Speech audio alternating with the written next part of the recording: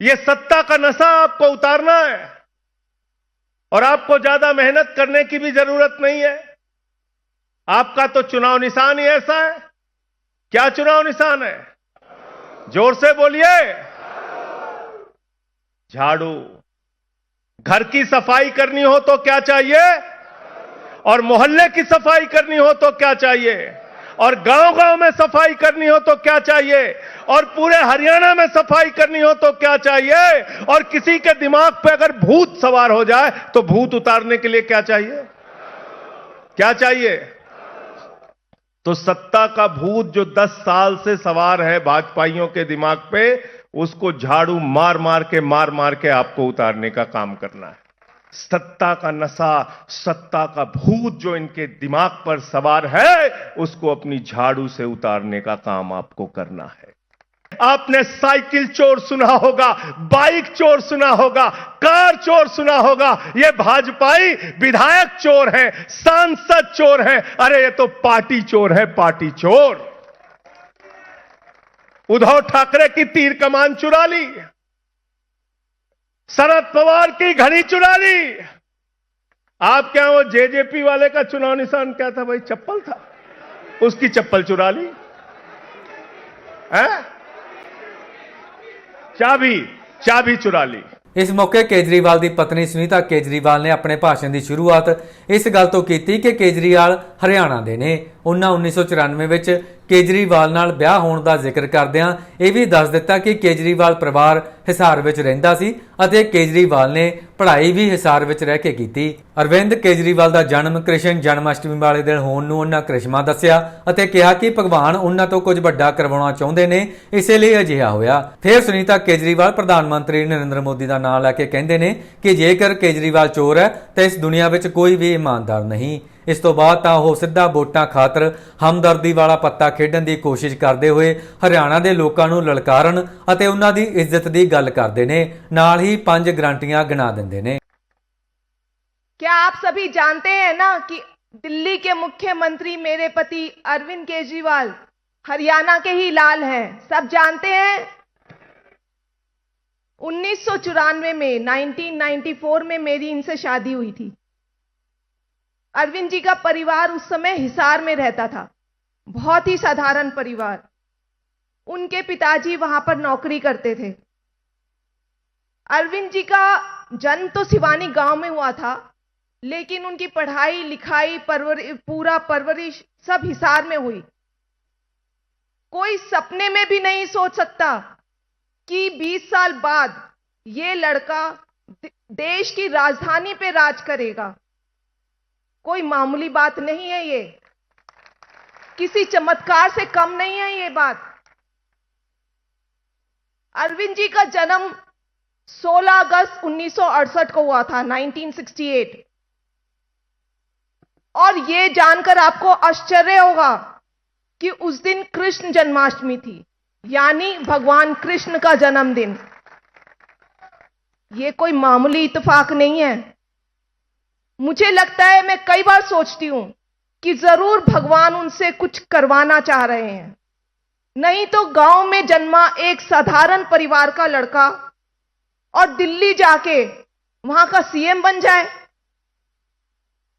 अरविंद जी ने जीरो से शुरू किया है। उन्होंने खुद की पार्टी बनाई और पहली बार में ही दिल्ली के मुख्यमंत्री बन गए। है ना अचरज बात? पूरी राजनीति, देश की राजनीति में भूचाल ला दिया उन्होंने। ऐसे ऐसे काम कर दिखाए जो कई साल पुरानी पार्टियां नहीं कर पाई। मोदी जी कहते हैं कि केजरीवाल चोर है। मैं कहती हूं कि मोदी जी, अगर केजरीवाल चोर है ना, तो इस दुनिया में कोई ईमानदार नहीं है।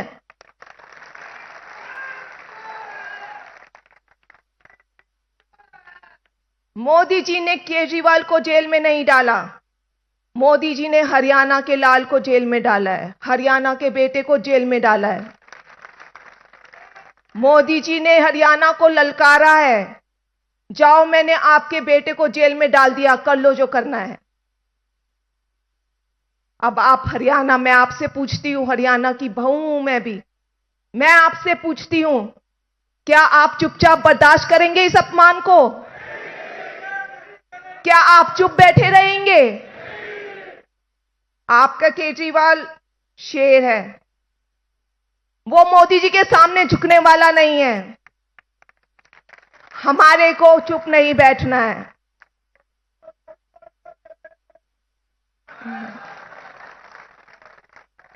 मोदी जी गुजरात से हैं।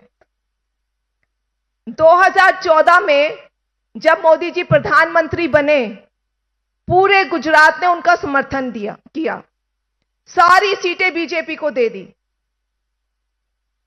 आपके केजरीवाल ने पूरी दुनिया, देश में अपना हरियाणा का नाम रोशन किया है।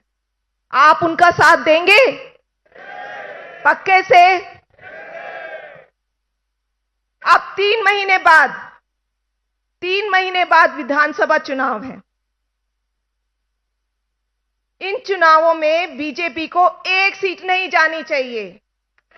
पक्का?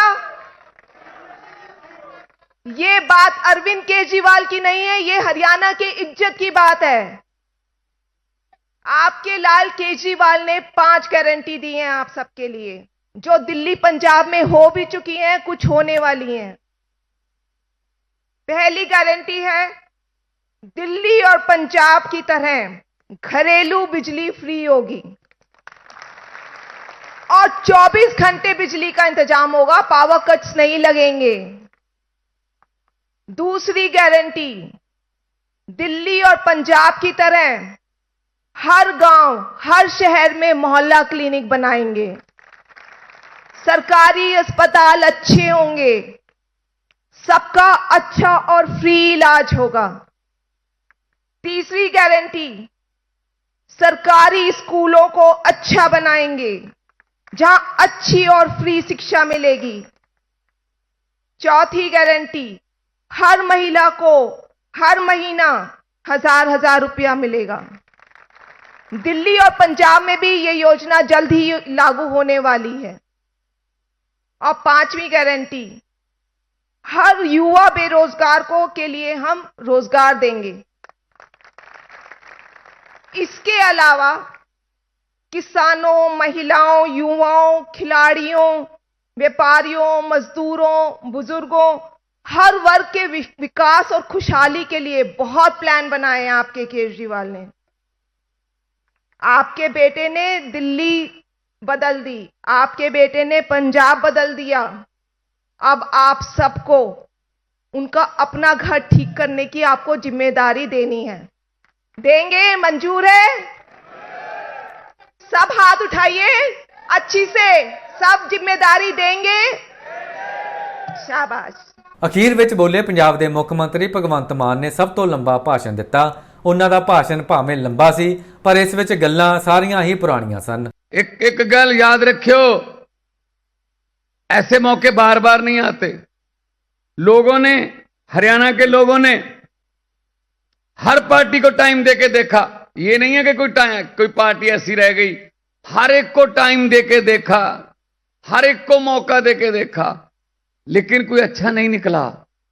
तो अब जब हम जींद जाते थे, जब हम कैथल गए रैली करने के लिए, टोहाना गए, नरवाना गए, सोनीपत गए, पेहवा गए, कुरुक्षेत्र गए, तो लोग ये कहते थे कि जी हमारी हाथ जोड़ के बेनती है, दिल्ली और पंजाब में आप इतने अच्छे काम कर रहे हो, दिल्ली इधर है, पंजाब इधर है, बीच में हरियाणा है, हमारे यहां भी आ जाओ, हमारी भी जिंदगी सुधर जाएगी, हमारा भी जीवन स्तर ऊंचा हो जाएगा। ये कहते थे लोग।